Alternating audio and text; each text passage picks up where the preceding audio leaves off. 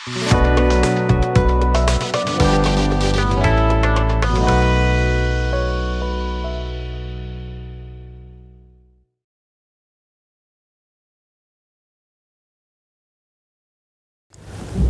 علیکم، افتخار ٹاکس میں خوش آمدید۔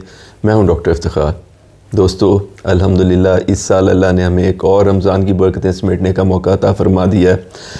اچھا، اس بابرکت مہینے میں جہاں اہل ایمان روزہ رکھتے ہیں، وہاں آپ نے نوٹ کیا ہوگا کہ اکثر لوگ ہر رمضان میں کوئی نہ کوئی خاص دینی یا روحانی پروجیکٹ بھی مکمل کرنا چاہتے ہیں۔ مثلاً کچھ لوگ یہ ٹارگٹ بنا لیتے ہیں کہ اتنی مرتبہ قرآن پاک ختم کریں گے رمضان میں، یا درود پاک کے اتنے ختم کرنے ہیں، یا اتنی نوافل ادا کرنی ہے۔ یہ سب بہت خیر کے کام ہیں، لیکن دوستو ہماری گزارش ہے کہ اس رمضان میں آپ ایک خاص کام ہماری گزارش، ہماری ریکویسٹ، ہماری ریکمنڈیشن پہ کر لیجئے، اور وہ یہ ہے کہ نماز کا ترجمہ یاد کیجئے۔ محترم دوستو، کیونکہ ہم میں سے اکثر لوگ جو ہے وہ عربی نہیں جانتے، اس لیے یہ بہت اشد ضرورت ہے کہ ہمیں کم از کم نماز کا ترجمہ آتا ہو۔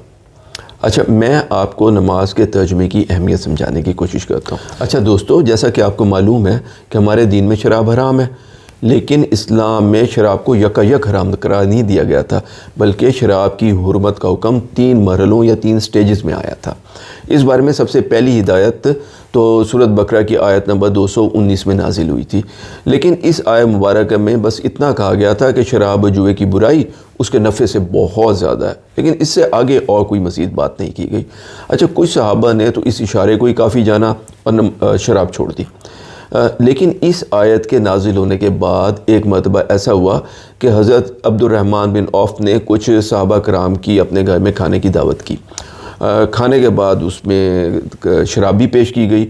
کچھ صحابہ نے شراب پی، اس کی وجہ یہ ہے کہ اس وقت تک شراب کی مطلقاً ممانعت نہیں نازل ہوئی تھی، لیکن کھانے سے فارغ ہو کے جب نماز کا ٹائم آیا تو نشے کے زیر اثر سورۃ کافرون جب تلاوت کی گئی تو اس میں یہ آیت کہ اے کافرو، میں اس کی عبادت نہیں کرتا جس کی کہ تم عبادت کرتے ہو، کو صحابہ نے یہ پڑھ لیا کہ اے کافرو، میں اس کی عبادت نہیں کرتا جس کی عبادت تم کرتے ہو، اور ہم اس کی عبادت کرتے ہیں جس کی عبادت تم کرتے ہو۔ دیکھیں، اس طریقے سے ظاہر ہے آیت کا مطلب تو بالکل الٹ گیا۔ اس موقع پر شراب سے متعلق دوسرا حکم نازل ہوا سورۃ نساء کی آیت نمبر 43-43 میں، جس میں یہ فرمایا گیا کہ لا تقربوا الصلاۃ وانتم سکارا حتی تعلموا ما تقولون، یعنی نماز کے قریب مت جاؤ جب تم مدہوشی کی حالت میں ہو، جب تک کہ تم جو بول رہے ہو اس کو سمجھنے نہ لگو۔ اور اس کے بعد شراب کی ممانعت کا آخری اور فائنل حکم خیر سورۃ مائدہ کی آیت نمبر 90 اور 91 میں نازل ہو گیا، جس کے بعد شراب مکمل طور پہ حرام ہو گئی۔ لیکن دوستو، ہم آپ کی توجہ دوبارہ سورۃ نساء کی آیت نمبر 43 یعنی 43 کے دوبارہ دلانا چاہتے ہیں۔ دیکھیے، اس آیت مبارکہ کے الفاظ یہ نہیں ہیں کہ تم نماز کے نزدیک نہ جاؤ جب تم نے شراب پی رکھی ہو، بلکہ الفاظ یہ ہے کہ تم نماز کے نزدیک مت جاؤ جب تم حالت سکارا میں ہو، یعنی ایک ایسی کیفیت، ایک ایسی مدہوشی میں ہو کہ تمہیں پتہ ہی نہ ہو کہ تم اپنی زبان سے کیا بول رہے ہو، تمہارے بولے گئے الفاظ کا کیا مطلب ہے۔ اچھا، اسی کی وضاحت اسی آیت کے اگلے ہفتے میں خود ہی ہو رہی ہے، جس میں یہ حکم دیا جا رہا ہے کہ حتی تعلموا ما تقولون، یعنی نماز کے قریب نہ جانے کی پابندی اس وقت تک ہے جب تک کہ تم ایسی کیفیت میں نہ آ جاؤ کہ تمہیں علم ہو جائے کہ تم کیا کہہ رہے ہو۔ محترم دوستو، ہمارے ہاں کیونکہ اکثر لوگوں کو عربی نہیں آتی ہے، اس لیے ہم نے نماز کی جو عبارت ہے، نماز کی جتنی بھی تفصیل ہے، اس کو بس رٹا ہوا ہے۔ ہم نہیں جانتے کہ ہم اصل میں بول کیا رہے ہیں۔ اس لحاظ سے اگر دیکھا جائے تو ہم تو مسلسل ایک حالت سکارا کے اندر ہیں۔ آپ خود ہی غور فرمائیے کہ کتنے لوگ ایسے ہیں جن کو ثنا، یعنی ہر نماز سے پہلے جو ہم سبحانک اللہم و بحمدہ کا پڑھتے ہیں اس کا، یا عطایات کا، یا درود پاک کا، دعائے قنوت کا، یا دیگر آیات اور دعائیں جو نماز میں پڑھی جاتی ہیں ان کا ترجمہ آتا ہے۔ بلکہ اس کو چھوڑیے، کتنے لوگوں کو معلوم ہے کہ جب ہم رکوع سے کھڑے ہوتے ہوئے سمع اللہ لمن حمدہ ربنا ولک الحمد کہتے ہیں، اس کا کیا مطلب ہے؟ ہم تو صرف جادو کی طرح رٹے رٹائے جملے بول رہے ہوتے ہیں، جیسے ایبرا کڈیبرا، کل جا سم سم وغیرہ وغیرہ، اور بالکل نہیں سمجھ رہے ہوتے کہ ہم کیا بول رہے ہیں، ہمیں اس کا مطلب ہی پتہ نہیں ہوتا۔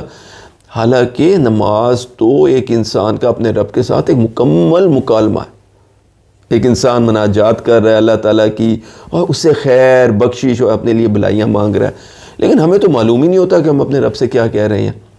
یہ کیسی نماز ہے؟ دوستو دیکھیے، ہم بے سمجھی میں جو بولتے ہیں انگریزی میں اس کو بیبلنگ کہتے ہیں. بالکل ویسے جیسے ایک چھوٹا بچہ بے معنی آوازیں نکال رہا ہوتا ہے، بم بم بم ما. یہ تو اسی قسم کی بیبلنگ ہے. کیا بھلا آپ کبھی اپنے والد صاحب کے سامنے یا اپنے دفتر میں اپنے باس کے سامنے بیبلنگ کریں گے؟ یا کبھی آپ ان کو بلا سوچے سمجھے بے معنی ان سے کوئی گفتگو کریں گے؟ اگر آپ نے ایسا کیا وہ تو فوراً آپ کو ٹوکیں گے کہ یہ کیا مذاق کر رہے ہو. لیکن ہماری جسارت دیکھیے کہ ہم رب کائنات کے سامنے یہ مذاق روزانہ 5 مرتبہ دہراتے ہیں، اور بلکہ رمضان میں تو اور خوشی و خضوع کے ساتھ دہراتے ہیں اور اللہ کے حوصلوں کو آزماتے رہتے ہیں. اس لیے دوستو ہماری آپ سے یہ گزارش ہے کہ اس رمضان میں آپ اپنا خاص پروجیکٹ یہ بنائیے کہ انشاءاللہ آپ نے نماز کا ترجمہ یاد کرنا ہے. یہ بالکل بھی مشکل نہیں ہے. اگر آپ ایسا کریں گے تو پھر ہم اللہ کی جناب میں جب نماز کے لیے کھڑا ہوں گے تو پھر نہ تو حالت سکارا میں ہوں گے اور نہ ہی بے معنی باتیں کریں گے، بلکہ جو کچھ منہ سے ادا کریں گے اسے سمجھ بھی رہے ہوں گے.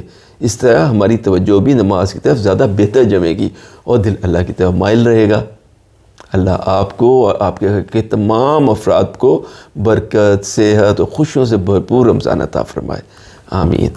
دوستو اگر آپ کو ہماری آج کی ویڈیو پسند آئی ہو تو اس کو لائک کیجئے، ہمارے چینل پروفیسر ڈاکٹر افتخار ٹاکس کو سبسکرائب کریں، اور ہاں بیل آئیکن دبانا نہ بھولیے گا تاکہ جو بھی اگلی ویڈیو آپ کو اس کی نوٹیفیکیشن پہنچ جائے.